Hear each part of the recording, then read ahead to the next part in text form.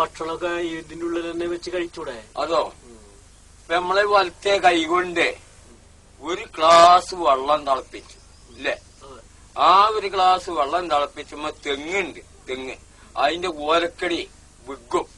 വീണ വട്ടയില് നമുക്ക് പച്ചപ്പട്ട എടുത്തിട്ട് കത്തിച്ചാൻ പറ്റില്ല, അത് ഉണങ്ങി വിൽക്കും.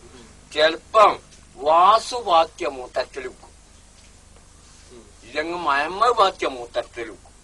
അത് ഈ കൈ കൊണ്ട് എടുത്തിട്ട് അത് എല്ലാം പറ്റും. ഈ അടുപ്പിലിത് കത്തിച്ചുമ്പോ ഈ ഓലക്കടി 4 വട്ടം നീക്കും. അപ്പൊ കൈ വൃത്തിയിട്ട് ഞങ്ങളുടെ കൈമ ഈ ചരട് മന്ദിരിച്ചണ നേരത്തും വെള്ളം മന്ദിരിച്ചണ നേരത്തും ജിൽമക്കൾ വന്ന് തൂങ്ങണ നേരം. അപ്പൊ ഇതാണ് ചെന്നാല് നമ്മള് എണ്ണ തേച്ചല്ലോ, എണ്ണ തേച്ചിട്ട് നല്ല ചന്ദ്രിക സോപ്പ് തേച്ചാൽ ആ എണ്ണടും തുള്ളിയില്ലല്ലോ, അതേ വരച്ച് ആ അതുകൊണ്ടാ വെച്ചുണ്ടാക്കൽ നിന്ന്.